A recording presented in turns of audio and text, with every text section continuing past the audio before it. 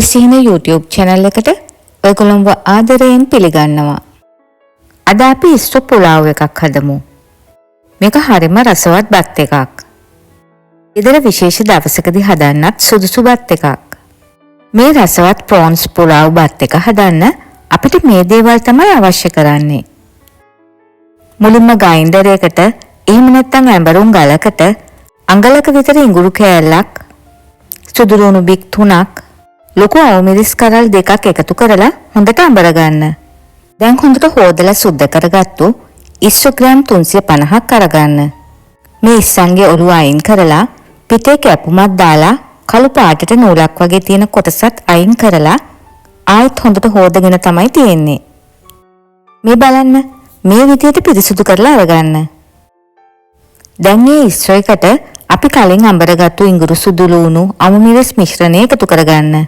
දැන් ලුණු තේ හැඳි 1/2ක්,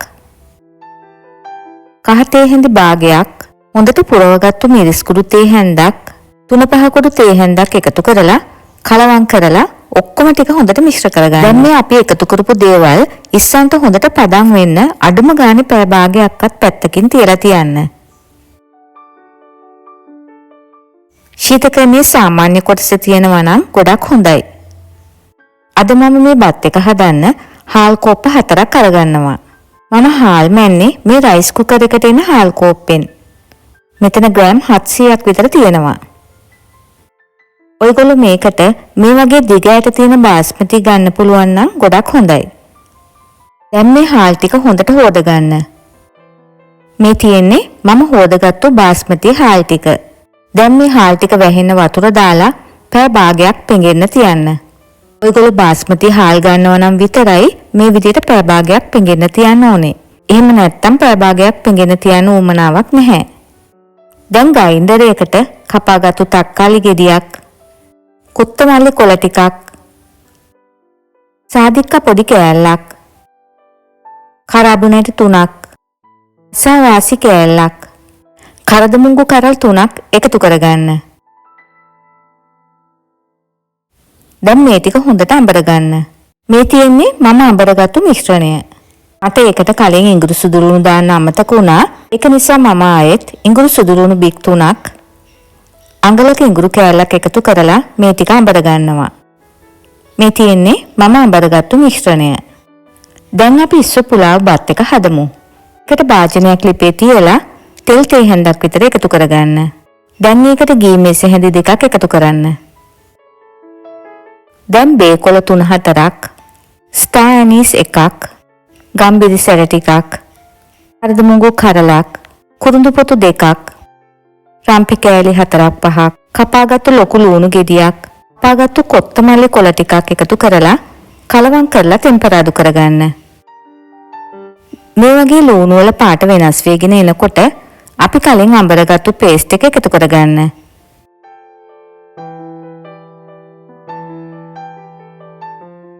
දැන් කරපිංච කොළ ටිකක් එකතු කරගන්න. දැන් ගරම් මසාලා තේ හැඳි 1/3 කාලක් එකතු කරගන්න. කලවම් කරලා ටෙම්පරාදු කරගන්න. දැන් අපි කලින් පැය භාගයක් පදම් වෙන්න තිබ්බ ඉස්සු ටික එකතු කරගන්න. දැන් කලවම් කරලා ඔක්කොම ටික හොඳට ටෙම්පරාදු කරගන්න.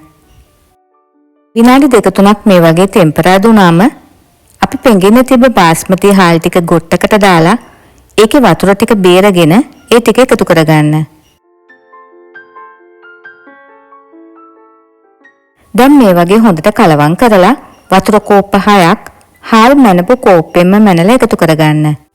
මම මේ වතුර කෝප්ප 6 එකතු කරගන්නකොට ග්‍රයින්ඩරේ ඉතුරු වෙලා තිබ්බ මිශ්‍රණයත් එකතු කරගත්තා. ඒකයි මේ පාට වෙනස් වෙලා තියෙන්නේ.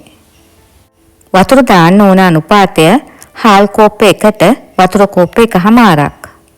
අපි හාල් කෝප්ප 4ක් දාපු නිසා ඒ කෝප්පෙන්ම වතුර කෝප්ප 6ක් එකතු කරගන්න ඕනේ.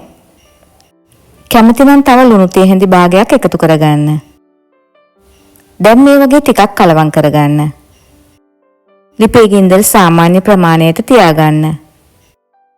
වතුර ටික මේ වගේ උතුරනකොට භාජනයේ පියනකින් වහලා ලිපේ ගින්දර අඩු කරලා තැම්බෙන්න දෙන්න. දැන් භාජනයේ පියන අරින්න යන්න එපා.